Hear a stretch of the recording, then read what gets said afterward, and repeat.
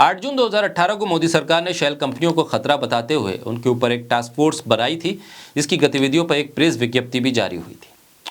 21 मार्च 2023 को सरकार ने राज्यसभा में जवाब दिया कि शेल कंपनी की कोई परिभाषा उसके पास नहीं और इसकी कोई जानकारी नहीं है। प्रधानमंत्री कहते थे कि 2 लाख से ज्यादा शेल कंपनियां हमने बंद कर दी, लेकिन वित्त मंत्रालय कहता है कि शेल कंपनी की कोई परिभाषा उन्हें मालूम ही नहीं है। आखिर मोदी सरकार कहना क्या चाहती है, बताना क्या चाहती है, सच क्या है, झूठ क्या है? खुद मोदी सरकार ही भ्रमित है। क्या प्रधानमंत्री ने गलत जानकारी दी या वित्त मंत्रालय अब सही जानकारी दे रहा है? कई सवाल हैं और सवालों के घेरे में मोदी सरकार है। बोलता हिंदुस्तान पे मैं हूं आपके साथ पिरसा शाकिर अली। अडानी पर लाखों करोड़ों शेल कंपनी के जरिए काला सफेद करने के आरोप लगे, सबूत सामने आए। हिंडनबर्ग से लेकर दुनिया भर के अखबारों ने रिपोर्ट की कि कैसे विनोद अडानी ने शेल कंपनियों के जरिए गौतम अडानी की कंपनियों में पैसा लगाया। बार बार हर रिपोर्ट में शेल कंपनियों के मालिक के तौर पर विनोद अडानी का नाम सामने आया, लेकिन सेबी से लेकर वित्त मंत्रालय तक खामोश रहा, मानो कुछ हुआ ही नहीं है।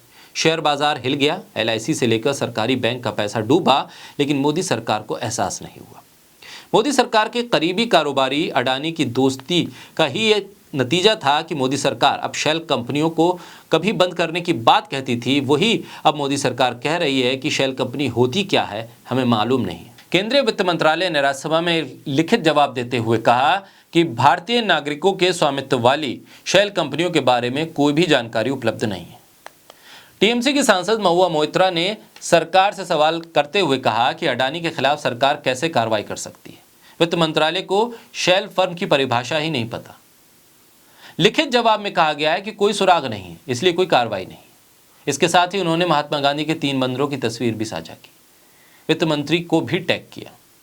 राहुल गांधी भी पहले पूछ चुके हैं कि अडानी की शेल कंपनियां हैं, उसमें 20,000 करोड़ रुपए का निवेश है, वो पैसा किसका है? अडानी का पैसा नहीं है, पैसा किसका है? ये सवाल है कि 20,000 करोड़ रुपए किसके हैं जो अडानी के कारोबार में लगे।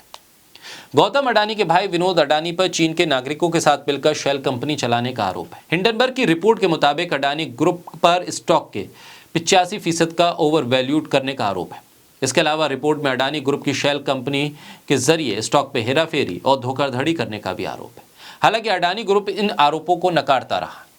इस सब के बीच सवाल यह है कि क्या अडानी का मुद्दा हावी होने के बाद सरकार अब शेल कंपनियों को मानने से इनकार कर रही है?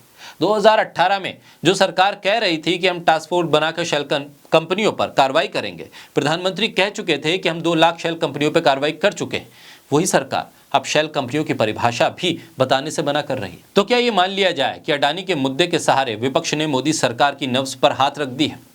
अडानी के मुद्दे पर और शेल कंपनियों का जिक्र बार बार हर रिपोर्ट में आने के बाद सरकार बैकफुट पर है और सरकार अब ये बताना नहीं चाहती है कि कितनी शेल कंपनियों की जानकारी उसके पास है और किस किस शेल कंपनी में किस किस का पैसा लगा है, ये जानकारी उसके पास है या नहीं, ये भी सार्वजनिक नहीं करना चाहती है। ऐसे में सवाल ये है कि आखिर इन शेल कंपनियों को बचाकर होगा क्या? और शेल कंपनियां अगर गलत कर रही हैं और गलत तरीके से कर रही हैं तो फिर इन पर कार्रवाई करने से सरकार बच क्यों रही है? जानकारी तो सार्वजनिक होनी चाहिए।